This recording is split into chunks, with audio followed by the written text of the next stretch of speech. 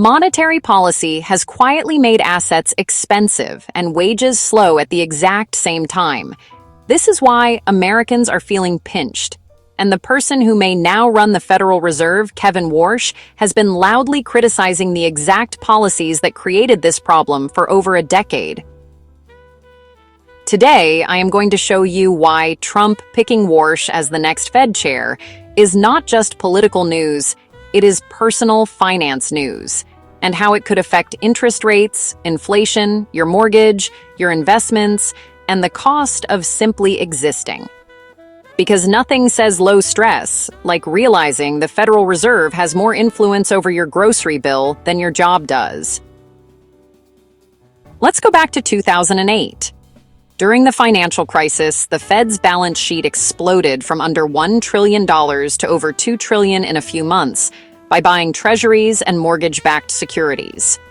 That was emergency mode. But then something interesting happened. The emergency ended, and the policy did not. Quantitative easing continued. The balance sheet grew to $3 trillion, then $4.5 trillion, then surged again in 2020 and 2021. Warsh was one of the first former Fed governors to publicly say, "This is not helping workers, this is inflating assets." And he was right. Stocks, homes, gold, everything priced in dollars became more expensive. Wages, productivity, and mobility did not keep pace. So the wealth ladder did not get taller, the rungs just got farther apart.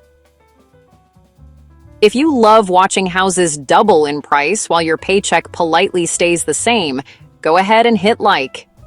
Trump wants lower short-term interest rates. He wants cheap borrowing for the government. Warsh believes that, prolonged low rates and quantitative easing created inequality. So you might think, well, great, Warsh will tighten things up. But here is where it actually gets interesting. Short-term rates can come down, while long-term rates still rise. This is called yield curve steepening.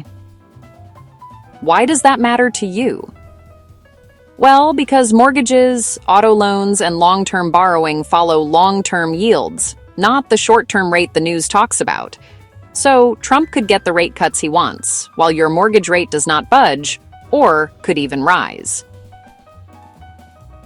Banks don't really care about rates the way you or I might. What they really focus on is the spread. Basically, they borrow your money at, say, 1 to 3% and then turn around and buy treasuries at 5%. That's how they make their profit. That's, easy money for them. The only thing that actually stops banks from just buying unlimited treasuries is this regulation called the supplementary leverage ratio. And, that regulation is already being discussed for permanent suspension. On top of that, there's something called the Bank Term Funding Program, where banks can sell treasuries back to the Fed at full price, even if the market value drops. So, suddenly, treasuries become basically risk-free to banks. Which means, in effect, banks can do quantitative easing for the Fed without the Fed having to expand its own balance sheet. The Fed sells treasuries, banks buy them, long-term yields fall, the government borrows more cheaply, and inflation just quietly keeps going. Warsh criticizes QE, but honestly, the system just recreates QE anyway. Because, the system requires money supply expansion to avoid deflation. This is actually the part most people miss. You are not fighting inflation alone.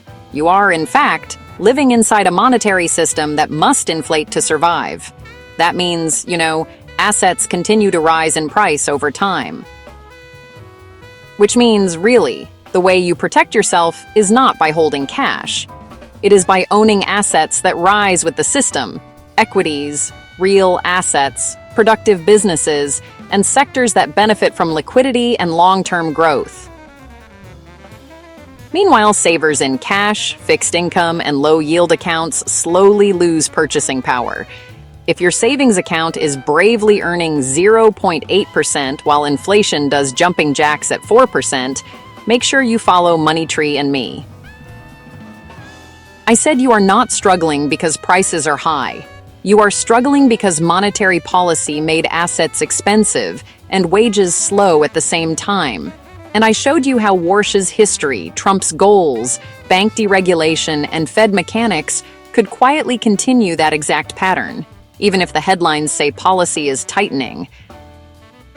So the move is not to panic. The move is to position. Position your money in assets that benefit from liquidity. Understand that long-term inflation is not a bug, it is a feature. And, build your financial plan around that reality, not around hope that prices go backward. Has this been helpful? Let me know in the comments, would you? What topic should we break down next? Rates, inflation, or maybe how to position your portfolio in this environment? Until next Money Monday, thanks for watching. Money Tree and Me, providing better security and ensuring better lives. Make it a great day.